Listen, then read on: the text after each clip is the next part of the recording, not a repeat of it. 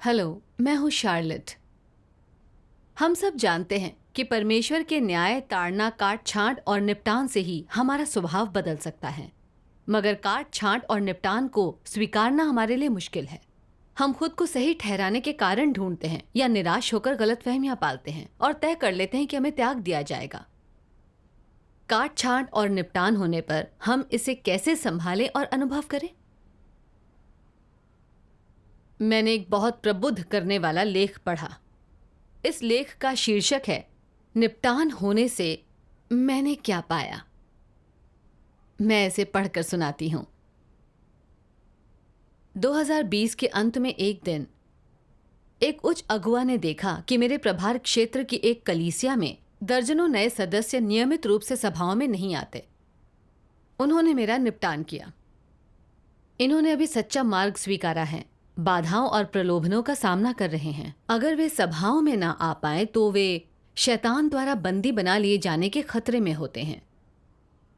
कलीसिया अगुवा के नाते आपको लगन से उनका सिंचन करना चाहिए ताकि वे सच्चे मार्ग में अपनी नींव जमा सकें। यह सबसे अहम काम है। आप जिस कलीसिया के प्रभारी हैं, वहां कई नए सदस्य सभाओं में नियमित नहीं आते। मतलब अगुवा के रूप में आपने सिंचन कार्य ठीक से नहीं किया, कर्तव्य नहीं निभाया। आप गैर जिम्मेदारी और बेपरवाही से काम कर परमेश्वर को छल रही हैं और परमेश्वर का प्रतिरोध कर रही हैं।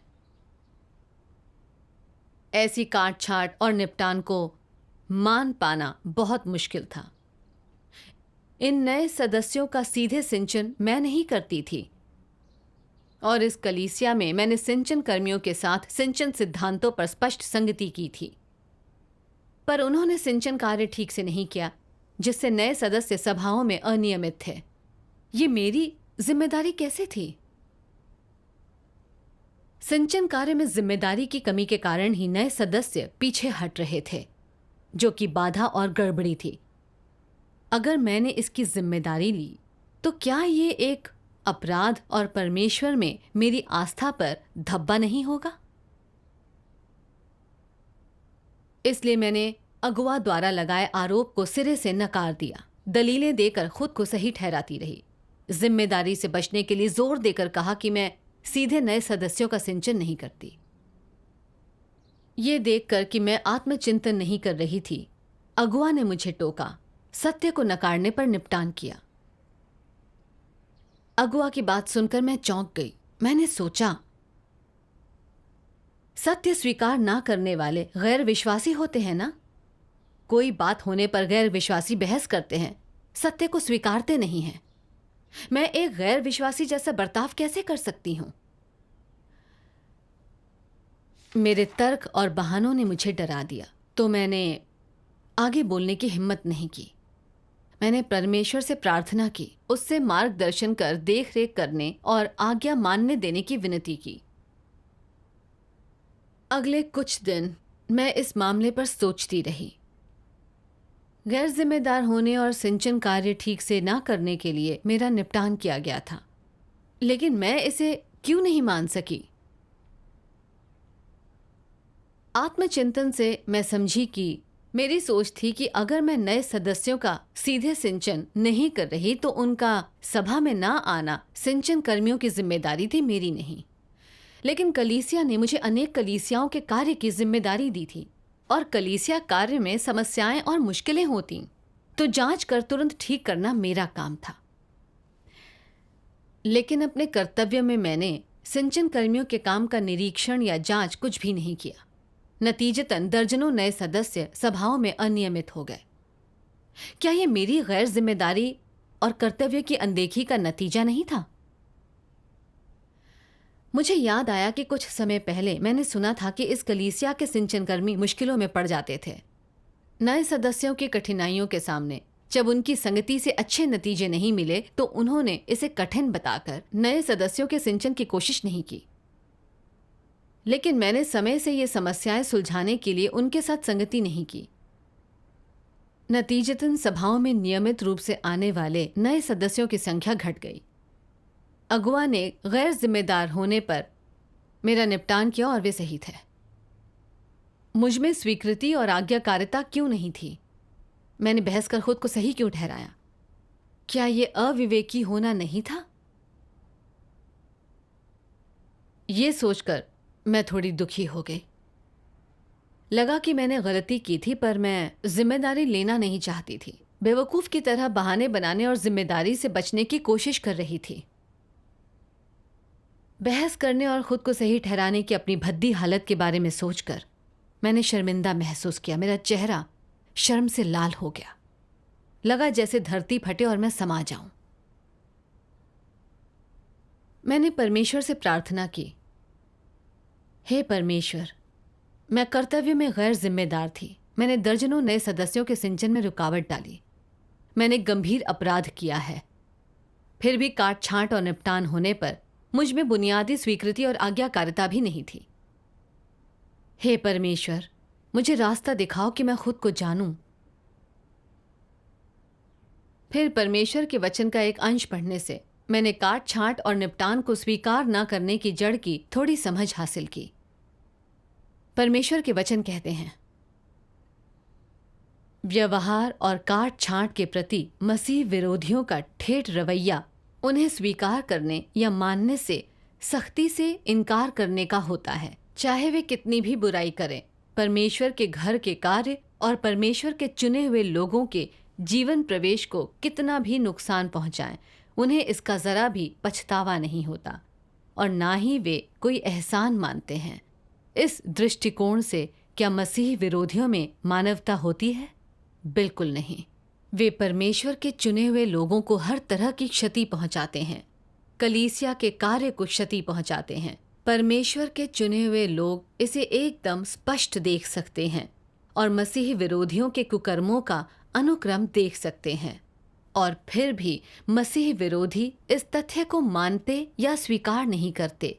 वे हठपूर्वक ये स्वीकार करने से इनकार कर देते हैं कि वे गलती पर हैं या कि वे जिम्मेदार हैं। क्या यह इस बात का संकेत नहीं है कि वे सत्य से परेशान हैं? मसीह विरोधी सत्य से इस हद तक परेशान रहते हैं, चाहे वे कितनी भी दुष्टता कर लें तो भी उसे मानने से इनकार कर देते हैं और अंत तक अड़े रहते हैं। ये साबित करता है कि मसीह विरोधी कभी परमेश्वर के घर के कार्य को गंभीरता से नहीं लेते या सत्य स्वीकार नहीं करते। वे परमेश्वर में विश्वास नहीं रखते हैं। वे शैतान के अनुचर हैं जो परमेश्वर के घर के कार्य को अव्यवस्थित और बाधित करने के लिए आए हैं। मसीह विरोधियों के दिलों में सिर्फ प्रसिद्धि और हैसियत रहती है। उनका मानना है कि अगर उन्होंने अपनी गलती मानी तो उन्हें जिम्मेदारी स्वीकार करनी होगी और तब उनकी हैसियत और प्रसिद्धि गंभीर संकट में पड़ जाएगी। परिणाम स्वरूप वे मरने तक नकारते रहो के रवैये के साथ प्रतिरोध करते हैं। लोग चाहे जो उजागर या विश्लेषण करें, वे उन्हें नकारने के लिए जो बन पड़े वो करते हैं, चाहे उनका इनकार जानबूझकर किया हो या नहीं। संक्षेप में, एक ओर ये मसीह विरोधियों की सत्य से ऊबने और उससे घृणा करने वाली प्रकृति और सार को उजागर करता है। दूसरी ओर ये दिखाता है कि मसीह विरोधी अपनी हैसियत, प्रसिद्धि और हितों को कितना संजोते हैं। इस बीच कलीसिया के कार्य और हितों के प्रति उनका क्या रवैया रहता है? यह अवमानना और जिम्मेदारी से इनकार करने का होता है। उनमें अंतःकरण और विवेक की पूर्णतः कमी होती है। क्या मसीह विरोधियों का जिम्मेदारी से बचना इन मुद्दों को प्रदर्शित नहीं करता है? एक ओर जिम्मेदारी से बचना सत्य से ऊबने और उससे घृणा करने के उनके सार और प्रकृति को साबित करता है, तो दूसरी ओर यह उनमें अंतःकरण, विवेक और मानवता की कमी दर्शाता है। उनके हस्तक्षेप और कुकर्म के कारण भाई बहनों के जीवन प्रवेश को कितना भी नुकसान क्यों ना हो जाए, उन्हें कोई अपराध बोध नहीं होता और वे इससे कभी परेशान नहीं हो सकते। यह किस प्रकार का प्राणी है? अगर वे अपनी थोड़ी भी गलती मान लेते हैं तो ये थोड़ा बहुत ज़मीर और समझ का होना माना जाएगा, लेकिन मसीह विरोधियों में इतनी थोड़ी सी भी मानवता नहीं होती। तो तुम लोग क्या कहोगे कि वे क्या हैं? मसीह विरोधियों का सार शैतान का सार होता है। वे परमेश्वर के घर के हितों को चाहे जितना नुकसान पहुंचाते हों, वे उसे नहीं देखते। वे अपने दिल में इससे जरा भी परेशान नहीं होते, ना ही वे खुद को धिक्कारते हैं। एहसान मन तो वे बिल्कुल भी नहीं महसूस करते। ये वह बिल्कुल नहीं है जो सामान्य लोगों में दिखना चाहिए। यह शैतान है, और शैतान में कोई ज़मीर या समझ नहीं होती। मसीह विरोधियों ने चाहे जितने भी बुरे काम किए हों, कलीसिया के काम को भारी नुकसान पहुंचाया हो, पर वे उन्हें स्वीकार न करने पर अड़े रहते हैं। वे मानते हैं कि अगर उन्होंने गलतियां स्वीकार की तो उनकी निंदा की जाएगी, उन्हें मौत की सज़ा दी जाएगी, नरक में और आग व गंधक की झील में जाने के लिए बाध्य किया जाएगा। क्या तुम लोगों को लगता है कि ऐसे लोग सत्य स्वीकार सकते हैं? क्या उनसे सच्चे पश्चाताप की उम्मीद की जा सकती है? वचन खुलासा करते हैं कि मसीह विरोधी प्रकृति से ही सत्य से त्रस्त होते हैं। वे चाहे कितनी बड़ी गलतियां करें, कलीसिया के कार्य को कितना भी नुकसान पहुंचाएं, काट छांट और निपटान होने पर वे कभी अपनी गलतियां नहीं मानते, बहस करने और खुद को सही ठहराने की कोशिश करते हैं। मसीह विरोधी स्वार्थी होते हैं और सिर्फ अपने निजी हितों और रुतबे की कद्र करते हैं। इसलिए मसीह विरोधी कलीसिया के कार्य को जितना भी नुकसान पहुंचाएं, वो दोषी महसूस नहीं करते, ना ही कोई जिम्मेदारी उठाना चाहते हैं। निपटान के प्रति अपना रवैया देखकर लगा मेरा बर्ताव बिल्कुल मसीह विरोधी जैसा था। मैं कलीसिया अगुआ थी। कलीसिया के कार्य में आई हर समस्या की जिम्मेदारी मेरी थी। मुझे पता था कि सिंचन कर्मियों में समस्या थी, लेकिन खोज खबर लेकर इसे सुलझाया नहीं तो सिंचन कर्मी नए सदस्यों को मजबूत नहीं बना पाए। मगर मैंने अपनी गलती नहीं मानी, अपने लिए बहाने बनाती रही। मैंने पूरी जिम्मेदारी भाई बहनों पर डाल दी, क्योंकि मैं जिम्मेदारी उठाने से डरती थी। मैंने अपनी काट छांट और निपटान को स्वीकार नहीं किया और अपराध से बरी होने के लिए अगुआ के सामने अड़ी रही कि इन नए सदस्यों का सिंचन मैं नहीं करती। नए सदस्य सभाओं में नियमित नहीं आ रहे थे, पर मैंने कोई पछतावा या खुद को कर्जदार महसूस नहीं किया। अपने कर्तव्य की अनदेखी करने और कलीसिया के सिंचन कार्य को हानि पहुंचाने के लिए खुद से घृणा नहीं की।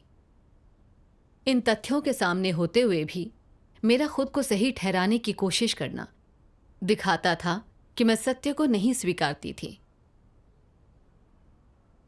अब देखती हूं तो लगता है कि मैं इस सच्चाई को नहीं नकार सकती थी कि मैं कर्तव्य में जिम्मेदार नहीं थी। इसके बजाय मेरे खुद को सही ठहराने और तर्क वितर्क ने सत्य न मानने की मेरी प्रकृति को उजागर किया। अपने निजी हितों की रक्षा की कोशिश में मैंने दिखाया कि मैं जिम्मेदारी से भागती थी, स्वार्थी और घिनौनी थी। परमेश्वर के वचनों को मैं बार बार पढ़ती और मसीह विरोधियों के बर्ताव से अपने बर्ताव की तुलना करती, और ऐसा लगता कि परमेश्वर का वचन मुझे उजागर कर रहा था।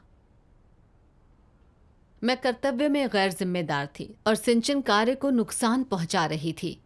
इस तरह अपराध कर रही थी। फिर भी काट छांट और निपटान होने पर मैंने नहीं माना और सत्य से मैं त्रस्त रही। मैं सत्य का अनुसरण करने वालों में से एक नहीं थी। इस बारे में सोचकर लगा कि परमेश्वर को मेरे बर्ताव से घृणा जरूर हुई होगी। और यही नहीं, मुझे बहस करता देख अगुआ साफ तौर पर समझ गए होंगे कि मैं कौन थी। जान गए होंगे कि मैं भरोसेमंद और विकसित करने योग्य नहीं थी। मैं सोचने लगी, क्या अगुआ मुझ पर नजर रखे हैं? इस बार मैंने सिंचन कार्य ठीक से ना करके अपराध किया है। अगर किसी दिन मैंने कोई और बाधा या गड़बड़ी पैदा की, फिर काट छांट और निपटान हुआ, तो कहीं खुलासा कर मुझे त्याग तो नहीं दिया जाएगा। ऐसा हुआ तो मेरे उद्धार की कोई उम्मीद नहीं बचेगी। मैंने कर्तव्य निभाने के लिए परिवार और काम छोड़ दिया। अब लग रहा था कि अंत में शायद मुझे त्याग दिया जाएगा। जितना सोचा उतनी ही निराशा हुई। मुझे ये भी लगा कि गैर जिम्मेदार होने, कर्तव्य की अनदेखी करने, सत्य को स्वीकार ना कर उससे त्रस्त होने के कारण मैं अगवा होने लायक नहीं थी। इसलिए मुझे थोड़ा आत्मबोध होना चाहिए, शीघ्र इस्तीफा देकर कोई आसान कर्तव्य ढूंढना चाहिए जिसे मैं निभा सकूं। इस तरह मैं कम समस्याएं पैदा करूंगी, काट छांट और निपटान कम होगा। परमेश्वर का कार्य समाप्त होने पर बचे रहने की आस भी होगी। उस दौरान मैंने परमेश्वर की इच्छा बिल्कुल नहीं खोजी, ना ही गैर जिम्मेदार होने की अपनी समस्या सुलझाने की कोशिश की। मैं बचाव और गलतफहमी की स्थिति में जीती रही। यही सोचती रही कि इस्तीफा कैसे दूं। मेरा मन कर्तव्य में लगता ही नहीं था और मैं बेहद दुखी थी।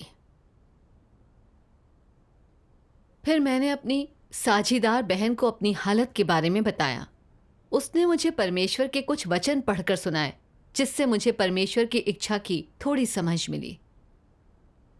परमेश्वर के वचन कहते हैं, मनुष्य की दशा और अपने प्रति मनुष्य का व्यवहार देखकर परमेश्वर ने नया कार्य किया है, जिससे मनुष्य उसके विषय में ज्ञान और उसके प्रति आज्ञाकारिता दोनों से युक्त हो सकता है और प्रेम और गवाही दोनों रख सकता है। इसलिए मनुष्य को परमेश्वर के शुद्धिकरण और साथ ही उसके न्याय, व्यवहार और काट छांट का अनुभव अवश्य करना चाहिए, जिसके बिना मनुष्य कभी परमेश्वर को नहीं जानेगा और कभी वास्तव में परमेश्वर से प्रेम करने और उसकी गवाही देने में समर्थ नहीं होगा। परमेश्वर द्वारा मनुष्य का शुद्धिकरण केवल एक तरफा प्रभाव के लिए नहीं होता, बल्कि बहुआयामी प्रभाव के लिए होता है। केवल इसी तरह से परमेश्वर उन लोगों में शुद्धिकरण का कार्य करता है जो सत्य को खोजने के लिए तैयार रहते हैं, ताकि उनका संकल्प और प्रेम परमेश्वर द्वारा पूर्ण बनाया जाए। जो लोग सत्य को खोजने के लिए तैयार रहते हैं और जो परमेश्वर को पाने की लालसा करते हैं, उनके लिए ऐसे शुद्धिकरण से अधिक अर्थपूर्ण या अधिक सहायक कुछ नहीं है। परमेश्वर का स्वभाव मनुष्य द्वारा सरलता से जाना या समझा नहीं जाता, क्योंकि परमेश्वर आखिरकार परमेश्वर है। अंततः परमेश्वर के लिए मनुष्य के समान स्वभाव रखना असंभव है और इसलिए मनुष्य के लिए परमेश्वर के स्वभाव को जानना सरल नहीं है। सत्य मनुष्य द्वारा अंतर्निहित रूप में धारण नहीं किया जाता और वह उनके द्वारा सरलता से नहीं समझा जाता जो शैतान द्वारा भ्रष्ट किए गए हैं। मनुष्य सत्य से और सत्य को अभ्यास में लाने के संकल्प से रहित है, और यदि वह पीड़ित नहीं होता और उसका शुद्धिकरण या न्याय नहीं किया जाता तो उसका संकल्प कभी पूर्ण नहीं किया जाएगा। सभी लोगों के लिए शुद्धिकरण कष्टदायी होता है और उसे स्वीकार करना बहुत कठिन होता है, परंतु शुद्धिकरण के दौरान ही परमेश्वर मनुष्य के समक्ष अपना धर्मी स्वभाव स्पष्ट करता है और मनुष्य से अपनी अपेक्षाएं सार्वजनिक करता है और अधिक प्रबुद्धता, अधिक वास्तविक काटछांट और व्यवहार प्रदान करता है। तथ्यों और सत्य के बीच की तुलना के माध्यम से वह मनुष्य को अपने और सत्य के बारे में बृहत्तर ज्ञान देता है और उसे परमेश्वर की इच्छा की और अधिक समझ प्रदान करता है और इस प्रकार उसे परमेश्वर के प्रति सच्चा और शुद्ध प्रेम प्राप्त करने देता है। शुद्धिकरण का कार्य करने में परमेश्वर के ये लक्ष्य हैं। उस समस्त कार्य के जो परमेश्वर मनुष्य में करता है, अपने लक्ष्य और अपना अर्थ होता है। परमेश्वर निरर्थक कार्य नहीं करता और ना ही वह ऐसा कार्य करता है जो मनुष्य के लिए लाभदायक ना हो। शुद्धिकरण का अर्थ लोगों को परमेश्वर के सामने से हटा देना नहीं है और ना ही इसका अर्थ उन्हें नरक में नष्ट कर देना है, बल्कि इसका अर्थ है शुद्धिकरण के दौरान मनुष्य के स्वभाव को बदलना, उसके इरादों को बदलना, उसके पुराने विचारों को बदलना, परमेश्वर के प्रति उसके प्रेम को बदलना और उसके पूरे जीवन को बदलना। शुद्धिकरण मनुष्य की वास्तविक परीक्षा और वास्तविक प्रशिक्षण का एक रूप है और केवल शुद्धिकरण के दौरान ही उसका प्रेम अपने अंतर्निहित कार्य को पूरा कर सकता है। वचनों पर मनन कर मैं समझ गई कि जब परमेश्वर लोगों के लिए पीड़ा, शुद्धिकरण, न्याय और ताड़ना, काट छांट और निपटान के अनुभव के हालात बनाता है, तो ये लोगों की भ्रष्टता पर लक्षित होते हैं। जीवन प्रवेश की प्रक्रिया में लोगों को इन चीजों का अनुभव करना चाहिए। हालांकि इस प्रक्रिया में हमें थोड़े कष्ट सहने पड़ते हैं। ये परमेश्वर के कार्य और हमारे खुद के भ्रष्ट स्वभाव को समझने में बड़े मददगार होते हैं। पिछले वर्ष की अपनी अगुवाई पर नजर डालूं तो मैंने किसी असफलता का सामना नहीं किया, ना ही गंभीरता से मेरी काट छांट या निपटान किया गया। कुछ काम सिद्धांत के अनुरूप ना होने पर अगुवा मेरे आध्यात्मिक कद के अनुरूप संगति करती थी, कर्तव्य में भटकाव को पलटने में मेरी मदद करती थी। जब भाई बहन मेरे कर्तव्य में समस्याएं देखते तो वे अक्सर मेरी मदद करते, शायद ही कभी मुझे उजागर या मेरा निपटान करते। इसलिए अपने भ्रष्ट स्वभाव और अपने काम में आई समस्याओं से सामना होने पर मैं सोचती कि ये समस्याएं ज्यादा बड़ी नहीं थी, इन्हें दोहराने से आसानी से बच सकती थी। इसलिए मैंने अपनी नाकामी के कारण को समझने के लिए आत्मचिंतन नहीं किया। इस बार हुई काट छांट और निपटान के बाद ही मैं अपना असली आध्यात्मिक कद समझ सकी। मैं कर्तव्य में लापरवाह थी। नतीजतन बहुत से नए सदस्यों का समय पर सिंचन और पोषण नहीं हो पाया।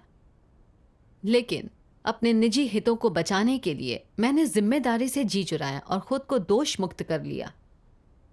मुझे अपने भविष्य और भाग्य से हाथ धोने की भी फिक्र थी। मैं निराश हो गई। मैंने गलतफहमियां पाली और अपना कर्तव्य छोड़ देना चाहती थी। जब लोग मेरी समस्याओं के बारे में विनम्रता से बोले तब तो मैंने स्वीकार किया, लेकिन इस बार जब मेरी काट छांट और निपटान हुआ, बेपरवाही से काम करने के नतीजे बताए गए तो मैं बिल्कुल नहीं मान पाई। छोटे छोटे मामलों में निपटान होने पर मैं मान लेती थी, लेकिन जब बड़े मामलों में निपटान हुआ, जहां सार और नतीजे गंभीर थे, जहां मुझे जिम्मेदारी उठानी थी, तो मैं मान नहीं पाई। मैंने देखा कि काट छांट और निपटान की स्वीकृति को लेकर मेरी अपनी पसंद थी, जो कि परमेश्वर की आज्ञाकारिता थी ही नहीं। अगर मेरी काट छांट और निपटान ना किया गया होता तो मुझे अपनी स्थिति का पता ही ना चलता। मैं अब भी खुद को सत्य का अनुसरण करने वाला समझती। मैं अपने ही मुखौटे को सच्चा मान लेती और मेरा जीवन प्रवेश रुक गया होता। और इस हालात से मैं सबक नहीं सीख पाती। मैं खुद को नहीं समझ पाती और ना अपनी भ्रष्टता दूर कर पाती। इस बारे में सोचकर मैंने परमेश्वर का आभार माना। परमेश्वर की इच्छा खोजने और इस हालत से सबक सीखने को तैयार हो गई। अपने भक्ति कार्यों में मैंने खाने पीने के लिए परमेश्वर के वचन खोजे। मैंने ईश वचन का एक अंश पढ़ा, जिससे मुझे काट छांट और निपटान के बाद इस्तीफा देने की मेरी इच्छा की थोड़ी समझ मिल सकी। परमेश्वर के वचन कहते हैं, जब मसीह विरोधियों की काट छांट की जाती है और उनसे निपटा जाता है, तो वे इसे हमेशा आशीष पाने की अपनी आशाओं से जोड़कर देखते हैं। यह रवैया और नज़रिया गलत है। यह खतरनाक है। जब कोई मसीही विरोधियों की खामियों या समस्याओं की ओर इशारा करता है, तो उन्हें लगता है कि आशीष पाने की उनकी आशा खो गई है, और जब उनकी काट छांट की जाती है और उनसे निपटा जाता है, या उन्हें अनुशासित किया जाता है या निंदा की जाती है, तो भी उन्हें ये लगता है कि आशीष पाने की उनकी आशा खो गई है। जैसे ही कोई चीज़ उनके मन मुताबिक या उनकी धारणाओं के अनुरूप नहीं होती, जैसे ही उन्हें उजागर कर उनसे निपटा जाता है, तो ये महसूस करते हुए कि उनके आत्मसम्मान को झटका लगा है, उनके विचार फौरन इस दिशा में चले जाते हैं कि आशीष पाने की उनकी उम्मीद अब बची है या नहीं। क्या यह उनका अत्यधिक संवेदनशील होना नहीं है? क्या वे आशीष पाने के लिए बहुत ज़्यादा इच्छुक नहीं होते? मुझे बताओ, क्या ऐसे लोग दयनीय नहीं हैं? हैं। वे वास्तव में दयनीय हैं। और वे किस प्रकार दयनीय हैं? क्या किसी का आशीष पा सकना उनसे निपटे जाने और उनकी काट-छाँट किए जाने से संबंधित है? नहीं, यह उससे संबंधित नहीं है।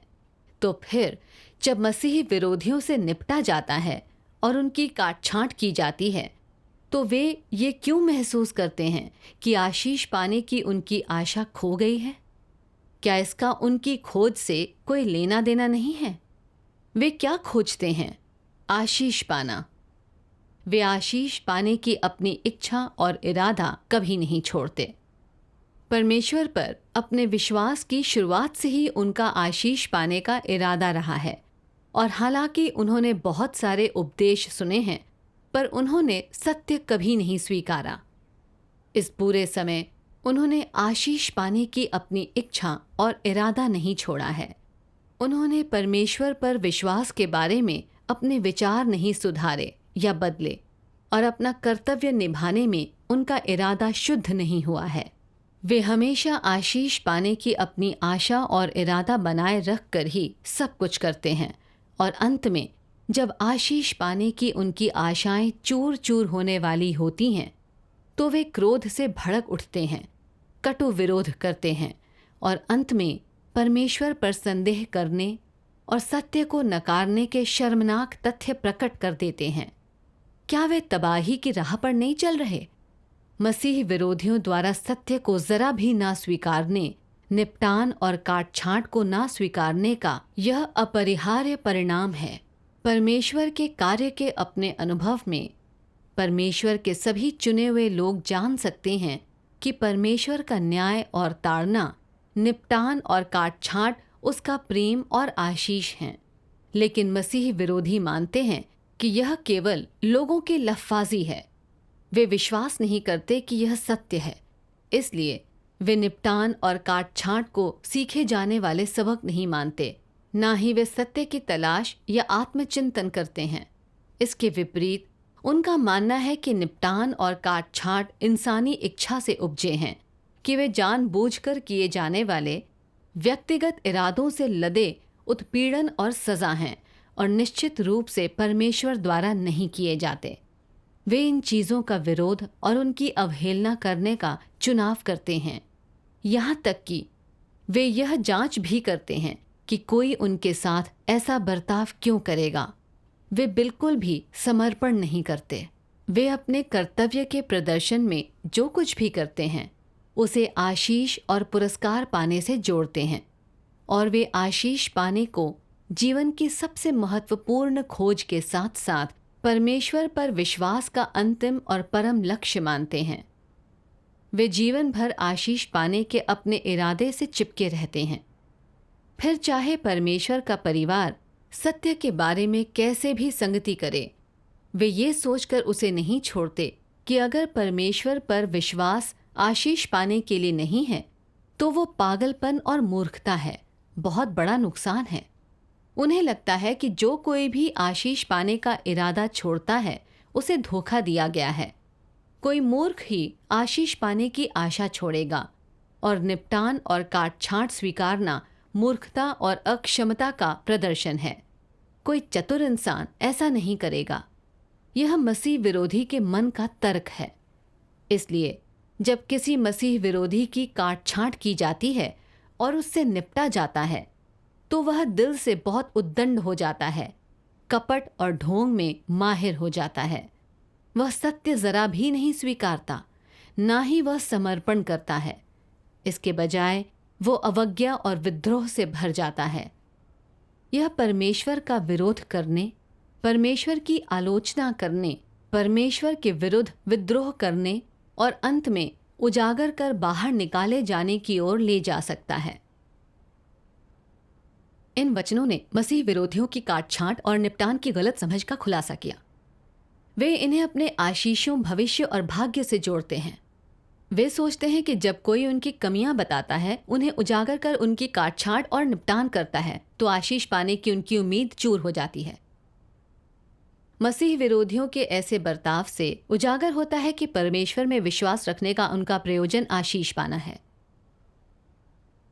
मसीह विरोधियों को अपने भविष्य, भाग्य और आखिरी मंजिल से विशेष प्रेम होता है।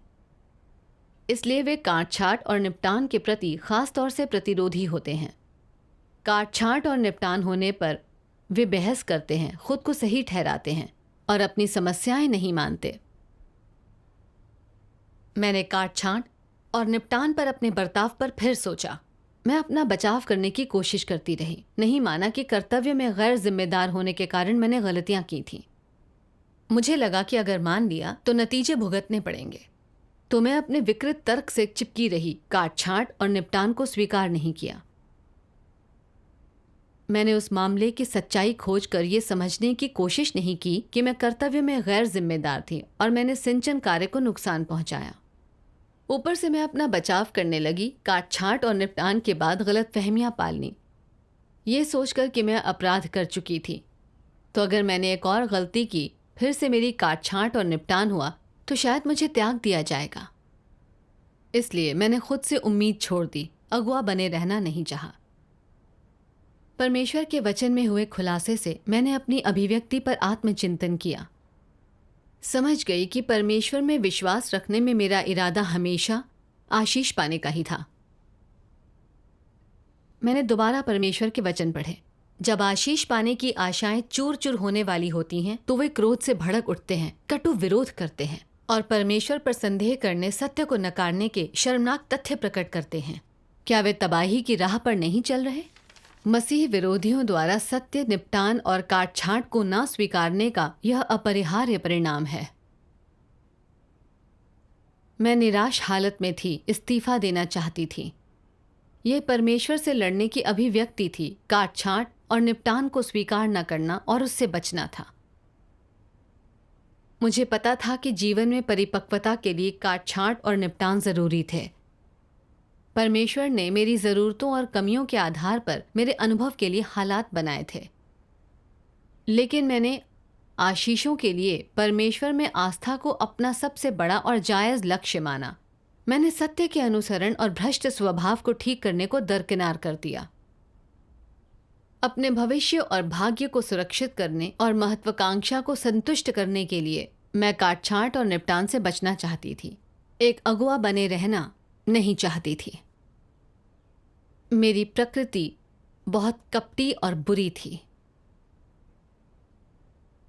परमेश्वर के वचन में मैंने यह अंश पढ़ा। चूंकि आशीष प्राप्त करने का अनुसरण करना लोगों के लिए उचित लक्ष्य नहीं है, तो फिर उचित लक्ष्य क्या है? सत्य का अनुसरण, स्वभाव में बदलावों का अनुसरण और परमेश्वर के सभी आयोजनों और व्यवस्थाओं का पालन करने में सक्षम होना, ये वे लक्ष्य हैं जिनका लोगों को अनुसरण करना चाहिए। उदाहरण के लिए, मान लो काट छांट किए जाने और निपटे जाने के कारण तुम धारणाएं और गलतफहमियां पाल लेते हो और आज्ञा पालन में असमर्थ हो जाते हो। तुम आज्ञा पालन क्यों नहीं कर सकते? क्योंकि तुम्हें लगता है कि तुम्हारी मंजिल या आशीष पाने के तुम्हारे सपने को चुनौती दी गई है। तुम नकारात्मक और परेशान हो जाते हो और अपने कर्तव्य पालन से छुटकारा पाने का प्रयास करते हो। इसका क्या कारण है? तुम्हारे अनुसरण में कोई समस्या है, तो इसे कैसे हल किया जाना चाहिए? यह अनिवार्य है कि तुम ये गलत विचार तुरंत त्याग दो और अपने भ्रष्ट स्वभाव की समस्या हल करने के लिए तुरंत सत्य की खोज करो। तुम्हें खुद से कहना चाहिए, मुझे छोड़कर नहीं जाना चाहिए। मुझे अभी भी परमेश्वर के प्राणी का कर्तव्य निभाना चाहिए और आशीष पाने की अपनी इच्छा एक तरफ रख देनी चाहिए। जब तुम आशीष पाने की इच्छा छोड़ देते हो, तो तुम्हारे कंधों से एक भार उतर जाता है। और क्या तुम अभी भी नकारात्मक हो पाते हो? हालांकि अभी भी ऐसे अवसर आते हैं जब तुम नकारात्मक हो जाते हो, लेकिन तुम इसे खुद पर काबू नहीं पाने देते और अपने दिल में प्रार्थना करते और लड़ते रहते हो और आशीष पाने और मंजिल हासिल करने के अनुसरण के लक्ष्य को बदलकर सत्य के अनुसरण को लक्ष्य बनाते हो और मन ही मन सोचते हो। सत्य का अनुसरण परमेश्वर के प्राणी का कर्तव्य है। आज कुछ सत्यों को समझना, इससे बड़ी कोई फसल नहीं है। यह सबसे बड़ा आशीष है। भले ही परमेश्वर मुझे ना चाहें और मेरी कोई अच्छी मंजिल ना हो और आशीष पाने की मेरी आशा चकनाचूर हो गई है, फिर भी मैं अपना कर्तव्य ठीक से निभाऊंगा। मैं इसके लिए बाध्य हूँ। कोई भी वजह मेरे कर्तव्य प्रदर्शन को प्रभावित नहीं करेगी। वह मेरे द्वारा परमेश्वर के आदेश की पूर्ति को प्रभावित नहीं करेगी। मैं इसी सिद्धांत के अनुसार आचरण करता हूँ। और इसमें क्या तुमने देह की बेड़ियां पार नहीं कर लीं? कुछ लोग कह सकते हैं, अच्छा, अगर मैं अभी भी नकारात्मक हूं तो क्या? तो इसे हल करने के लिए दोबारा सत्य की तलाश करो। तुम चाहे कितनी बार भी नकारात्मकता में पड़ो, अगर तुम उसे हल करने के लिए सत्य की तलाश करते रहते हो और सत्य के लिए प्रयत्नशील रहते हो, तो तुम धीरे धीरे अपनी नकारात्मकता से बाहर निकल आओगे और एक दिन तुम महसूस करोगे कि तुम्हारे भीतर आशीष पाने की इच्छा नहीं है और तुम अपने गंतव्य और परिणाम से शासित नहीं हो और तुम इन चीज़ों के बिना अधिक आसान और स्वतंत्र जीवन जी रहे हो। तुम महसूस करोगे कि तुमने जो जीवन पहले जिया था, जब हर दिन तुम आशीष और अपना गंतव्य पाने के उद्देश्य से जीते थे, वो थका देने वाला था। हर दिन आशीष पाने के लिए बोलना, काम करना और दिमाग चलाना, इससे तुम्हें आखिर क्या मिलेगा? ऐसे जीवन का क्या मूल्य है? तुमने सत्य का अनुसरण नहीं किया, बल्कि अपने सर्वोत्तम दिन तुच्छ बातों में व्यतीत कर दिए। अंत में तुमने कोई सत्य प्राप्त नहीं किया और तुम कोई अनुभवजन्य गवाही देने में असमर्थ रहे। तुमने खुद को मूर्ख बना लिया, पूरी तरह से बदनाम और असफल हो गए। और असल में इसका क्या कारण है? वह ये है कि आशीष पाने का तुम्हारा इरादा बहुत मजबूत था। तुम्हारे परिणाम और गंतव्य ने तुम्हारे दिल पर कब्जा कर लिया था और तुम्हें बहुत कसकर बांध लिया था। लेकिन जब वह दिन आएगा जब तुम अपनी संभावनाओं और भाग्य के बंधन से निकल जाओगे, तो तुम सब कुछ पीछे छोड़कर परमेश्वर का अनुसरण करने में सक्षम हो जाओगे। तुम इन चीज़ों को पूरी तरह से कब छोड़ पाओगे? जैसे जैसे तुम्हारा जीवन प्रवेश निरंतर गहराता जाएगा, तुम अपने स्वभाव में बदलाव हासिल करोगे और तभी तुम उन्हें पूरी तरह से छोड़ने में सक्षम होगे। कुछ लोग कहेंगे, मैं जब चाहूँ इन चीज़ों को छोड़ सकता हूँ। क्या यह प्राकृतिक नियम के अनुरूप है? नहीं। दूसरे लोग कहेंगे, मैंने यह सब रातों रात समझ लिया। मैं एक सरल इंसान हूँ, तुम सबकी तरह जटिल या नाजुक नहीं। तुम इतने महत्वाकांक्षी हो, जो दर्शाता है कि तुम मुझसे कहीं ज्यादा भ्रष्ट हो। क्या यही स्थिति है? नहीं। सभी मनुष्यों की प्रकृति एक जैसी भ्रष्ट है। गहराई में कोई अंतर नहीं है। उनमें एकमात्र अंतर इस बात में है कि उनमें मानवता है या नहीं और वे किस तरह के इंसान हैं। जो लोग सत्य से प्रेम करते हैं और उसे स्वीकार करते हैं, वे अपने भ्रष्ट स्वभाव का अपेक्षाकृत गहरा स्पष्ट ज्ञान पाने में सक्षम होते हैं और दूसरे लोग गलत ढंग से यह सोचते हैं कि ऐसे लोग अत्यधिक भ्रष्ट हैं। जो लोग सत्य से प्रेम नहीं करते या उसे स्वीकारते नहीं, वे हमेशा सोचते हैं कि उनमें कोई भ्रष्टता नहीं है। कुछ और अच्छे व्यवहार करके वे पवित्र हो जाएंगे। यह दृष्टिकोण स्पष्ट रूप से अमान्य है। वास्तव में ऐसा नहीं है कि उनकी भ्रष्टता उथली है, बल्कि वे सत्य को नहीं समझते और उन्हें अपनी भ्रष्टता के सार और सत्य का कोई स्पष्ट ज्ञान नहीं है।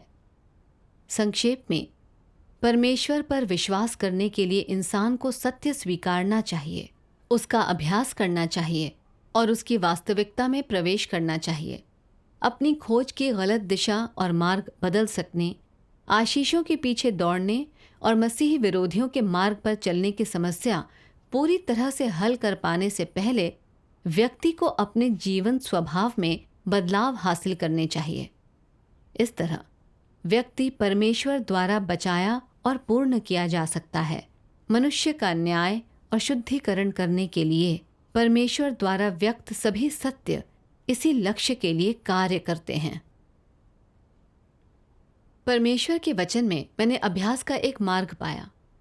जो आशीष की अपनी इच्छा छोड़ देना, परमेश्वर में आस्था में अपना गलत लक्ष्य बदल देना और आशीषों के पीछे भागने के बजाय सत्य का अनुसरण करना था। किसी सृजित प्राणी के लिए सिर्फ यही उचित अनुसरण है। मैंने अपना बर्ताव देखा और समझा कि उजागर होने पर मैंने कर्तव्य छोड़ना चाहा, जो अभ्यास का सही मार्ग नहीं था। मैं अगुआ ना भी रहूं तो भी सत्य से त्रस्त होने के अपने स्वभाव और आशीष पाने की इच्छा दूर न करने के कारण मैं जो भी कर्तव्य करती, ऐसे ही करती जिससे कलीसिया का कार्य बाधित और गड़बड़ होता। इस दौरान मैं निराशा की हालत में जी रही थी, अपने निजी हितों के लिए साजिश कर चालें चल रही थी, बहुत दुखी थी, कर्तव्य के लिए जोश खो बैठी थी, परमेश्वर से दूर हो गई थी। मैंने शपथ ली कि अब मैं आशीषों की अपनी इच्छा से बंधी या बेबस नहीं रहूंगी। मुझे आशीष मिले या ना मिले, मुझे अपना कर्तव्य ठीक से निभाना होगा। कलीसिया ने मुझे कर्तव्य निभाने का मौका दिया था, तो मुझे लगन से अपनी जिम्मेदारी पूरी करनी चाहिए थी। इसके बाद मेरी हालत में थोड़ा सुधार हुआ। कर्तव्य में बेपरवाह और गैर जिम्मेदार होने की समस्या को देखते हुए मैंने परमेश्वर के वचन खाए पिए। समझी कि बेपरवाह होने का सार परमेश्वर को बेवकूफ़ बनाना और उससे छल करना है। अगर मैंने बेपरवाह होकर तिरस्कारपूर्ण रवैया रखा तो मैं कभी भी अपना कर्तव्य योग्य तरीके से नहीं करूंगी और आखिर में कर्तव्य निभाने का मौका खो दूंगी। ये सोचकर कि मेरी गैर जिम्मेदारी के कारण बहुत से नए सदस्य सभाओं में नियमित नहीं आ रहे थे, मुझे पछतावा हुआ। मैंने ऋणी महसूस किया और दिल की गहराई से मैंने अपने बर्ताव से घृणा की। मैंने परमेश्वर के वचनों का एक और अंश पढ़ा, जिससे मैं काट-छाँट और निपटान का अर्थ अच्छे से समझ सकी। परमेश्वर के वचन कहते हैं, जब काट-छाँट करने और निपटने की बात आती है तो लोगों को कम से कम क्या पता होना चाहिए? अपना कर्तव्य यथेष्ट रूप से निभाने के लिए काट-छाँट किए जाने और निपटे जाने का अनुभव होना चाहिए। यह अपरिहार्य है। ये ऐसी चीज़ें हैं जिनका लोगों को प्रतिदिन सामना करना चाहिए और जिन्हें परमेश्वर में अपने विश्वास और उद्धार की प्राप्ति में अक्सर अनुभव करना चाहिए। कोई भी काट-छाँट किए जाने और निपटे जाने से अलग नहीं रह सकता। क्या किसी की काट-छाँट और उसके निपटारे में उसका भविष्य और नियति भी शामिल होते हैं? नहीं। तो व्यक्ति के लिए काट-छाँट और निपटारा क्या होता है? क्या ये लोगों की निंदा करने के लिए किया जाता है? नहीं। ये लोगों को सत्य समझने और अपना कर्तव्य सिद्धांतों के अनुसार निभाने में मदद करना है। सही है, यह इसकी एकदम सही समझ है। किसी की काट-छाँट करना और उससे निपटना एक तरह का अनुशासन है, ताड़ना है। यह एक प्रकार से लोगों की मदद करना भी है। काट-छाँट किए जाने और निपटे जाने से तुम समय रहते अपने गलत लक्ष्य को बदल सकते हो। इससे तुम अपनी मौजूदा समस्याएं तुरंत पहचान सकते हो और समय रहते अपने उजागर हुए भ्रष्ट स्वभाव को पहचान सकते हो। चाहे कुछ भी हो, काट-छाँट किया जाना और निपटा जाना तुम्हें अपने कर्तव्य सिद्धांतों के अनुसार पूरा करने में मदद करते हैं। ये तुम्हें समय रहते गलतियां करने और भटकने से बचाते हैं और तबाही मचाने से रोकते हैं। क्या यह लोगों की सबसे बड़ी सहायता, उनका सबसे बड़ा उपचार नहीं है? ज़मीर और विवेक रखने वालों को निपटे जाने और काट-छाँट किए जाने को सही ढंग से लेने में सक्षम होना चाहिए। वचन पढ़ने के बाद मुझे एहसास हुआ कि काट-छाँट और निपटान को लेकर मेरा एक और बेतुका विचार था। मुझे पता चला कि मुझ में सत्य से त्रस्त होने का शैतानी स्वभाव था। लगा कि मेरा विनाश तय है। मेरी भ्रष्टता बहुत गहरी थी। परमेश्वर जरूर मुझसे घृणा करेगा, मुझे नहीं बचाएगा। दरअसल यह एक शत्रुतापूर्ण रवैया था। परमेश्वर के वचन पढ़कर मैं समझ गई कि काट-छाँट और निपटान त्यागे जाने के समान नहीं है। इसका ये अर्थ नहीं कि आपका भविष्य और भाग्य आपसे छिन चुका है। इसके बजाय ये इसलिए किया जाता है कि लोग कर्तव्य में अपनी कमियां जान सकें, अपने भ्रष्ट स्वभाव को समझें, कर्तव्य के भटकाव को फौरन उलट दें, सत्य खोजें ताकि वे सिद्धांतों के अनुसार कर्म कर सकें। काट-छांट और निपटान की घटना के बिना मुझे एहसास नहीं होता कि मेरा स्वभाव सत्य से त्रस्त होने का था।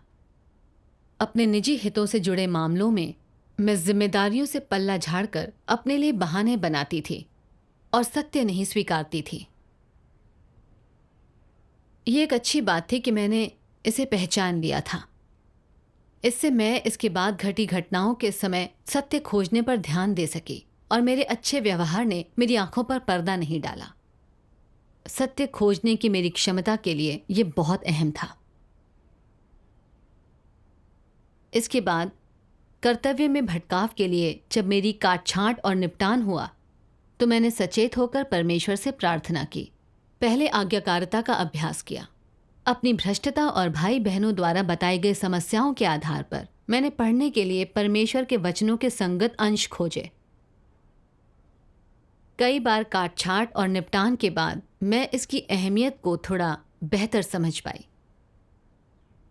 काट-छांट और निपटान के अनुभव और परमेश्वर के वचनों के मार्गदर्शन से मैं अपना सच्चा आध्यात्मिक कद और अपने कर्तव्य की अनेक समस्याओं और भटकावों को समझ पाई। मैंने अपने भ्रष्ट स्वभाव और लोगों को बचाने की परमेश्वर की इच्छा का थोड़ा ज्ञान भी हासिल किया। काट-छांट और निपटान जीवन प्रवेश के मेरे अनुसरण के लिए बहुत मददगार और लाभकारी थे। मुझे लगता है कि खुद को जानने और कर्तव्य ठीक से निभाने को परमेश्वर द्वारा न्याय, काट-छांट और निपटान से अलग नहीं किया जा सकता। परमेश्वर का धन्यवाद। इस गवाही लेख में बस इतना ही। देखने के लिए धन्यवाद। अगली बार फिर मिलेंगे।